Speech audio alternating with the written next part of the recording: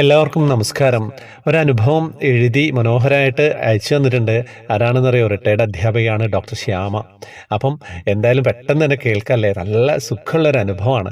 അപ്പം സുഖമുള്ളതെന്ന് വെച്ച് കഴിഞ്ഞാൽ നിങ്ങൾക്ക് അവസാനമാകുമ്പോൾ മനസ്സിലാവും എന്താണ് ഞാൻ പറഞ്ഞ ആ ഒരു സുഖം എന്ന് പറയുന്നത്. അപ്രതീക്ഷിതമായിട്ട് വരുന്ന കാര്യങ്ങളാണ്.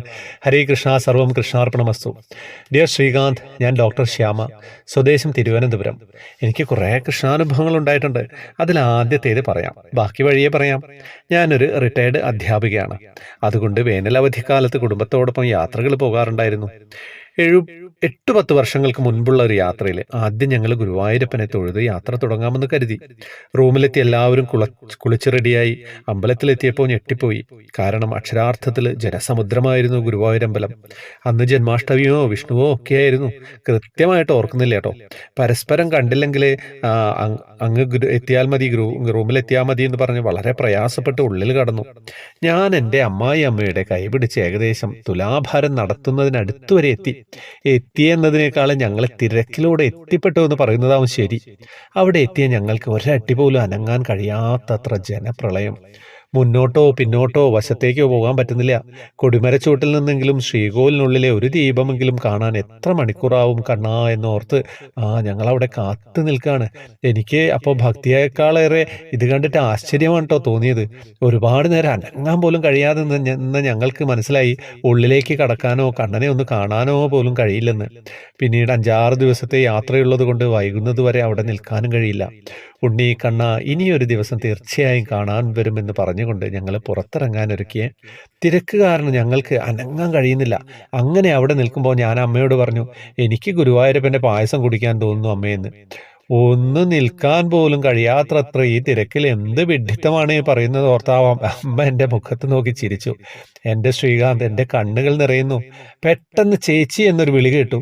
സുന്ദരനായ ഒരു ചെറുപ്പക്കാരൻ എൻ്റെ മുൻപിൽ പാൽപ്പായസത്തിൻ്റെ റെസിപ്റ്റും പാത്രവുമായിട്ട് നിൽക്കുന്നു. തികച്ചും അപ്രതീക്ഷിതമായതുകൊണ്ട് ഞാനും അമ്മയും അന്തം വിട്ട് നിൽക്കുമ്പോൾ ആ ചെറുപ്പക്കാരൻ പറഞ്ഞു, ഞങ്ങളൊരു ബസ്സിൽ കുറച്ചുപേർ ഒരുമിച്ച് വന്നതാണ്. ചേച്ചി തിരക്ക് കണ്ടില്ലേ? ഞാൻ ഈ പായസം വാങ്ങാൻ നിന്നാൽ ഒരുപാട് വൈകും, കൂടെ വന്നവർ പോകും, അതുകൊണ്ടാണ്. ഇത് വാങ്ങിക്കോളൂ എന്ന്. ഞാനത് വാങ്ങി അമ്മയുടെ മുഖത്തേക്ക് നോക്കി. അയാൾക്കൊരു നന്ദി പറയാനായി തിരിഞ്ഞു നോക്കുമ്പോൾ ആ രൂപമേയില്ല, പകരം ആൾക്കൂട്ടം മാത്രം. ആ സമയം അത്ഭുതവും ആനന്ദവും തോന്നി. മറ്റൊന്നും ചിന്തിച്ചില്ല. ആ തിരക്കിൽ നിന്നും എങ്ങനെയൊക്കെയോ പുറത്തിറങ്ങി പായസവും കൊണ്ട് റൂമിലെത്തി. എല്ലാവരോടും വിശദീകരിക്കുമ്പോഴാണ് എൻ്റെ ബോധമനസ്സിൽ തെളിഞ്ഞത്, ആ സുന്ദരൻ എൻ്റെ പൊന്നുണ്ണിയല്ലാതെ മറ്റാരുമല്ലെന്ന്. കാരണം മറ്റൊരാൾക്കും ആ തിരക്കിലൂടെ കടന്നു വരാനോ കടന്നു പോകാൻ പറ്റില്ല എന്നുള്ളത് ഞാൻ അനുഭവിച്ചറിഞ്ഞ സത്യമാണ്. പക്ഷേ പിന്നീട് ആ രൂപം ഒന്ന് ഓർത്തെടുക്കാൻ എനിക്ക് കഴിഞ്ഞിട്ടേ ഇല്ല എന്ന സങ്കടമുണ്ട്. എന്നാലും എൻ്റെ മഹാരോഗം മാറ്റിത്തന്ന എനിക്ക് കുറേ അനുഭവങ്ങൾ, കൃഷ്ണാനുഭവങ്ങൾ തന്നുകൊണ്ടിരിക്കുന്ന എൻ്റെ ഉണ്ണിക്കണ്ണൻ എന്നോടൊപ്പം ഉണ്ടെന്ന വിശ്വാസത്തിൽ നിർത്തട്ടെ. ഹരേ കൃഷ്ണ. സത്യം പറഞ്ഞു കഴിഞ്ഞാൽ ആ നിമിഷം എന്തായിരിക്കും അവിടെ സംഭവിച്ചിട്ടുണ്ടാവുക? ഇത്രയും തിരക്കിനുള്ളിൽ പാൽപ്പായസം കിട്ടുമോ എന്ന് മനസ്സിലിങ്ങനെ പ്രാർത്ഥിച്ചിട്ടേ ഉള്ളൂ കേട്ടോ സത്യം പറഞ്ഞാൽ. പക്ഷെ അപ്പോഴേക്ക് എവിടുന്ന പാൽപ്പായസമായിട്ട് വരുന്നത്? ആരായിരിക്കും വന്നിട്ടുണ്ടാവുക ഈ തിരക്കിൽ? ഒന്നും പറയാനില്ല. ടീച്ചറുടെ മനസ്സ് നമുക്ക് കാണാൻ പറ്റുന്നുണ്ടല്ലേ. നമ്മൾ കൃഷ്ണാനുഭവം, കൃഷ്ണ ഭക്തരായിട്ടുള്ള ആളുകളാണ് ചാനലിലുള്ളത്. അതുകൊണ്ട് തന്നെ കൃഷ്ണാനുഭവത്തിൻ്റെ തീവ്രത നമുക്ക് അനുഭവിക്കാൻ സാധിക്കും ഇത്തരം അനുഭവങ്ങൾ വരുമ്പം. ഒന്നും പറയാനില്ല. ടീച്ചർക്ക് വളരെ നന്ദി പറയാണ്. എല്ലാവരിലേക്ക് എത്തിക്കട്ടോ.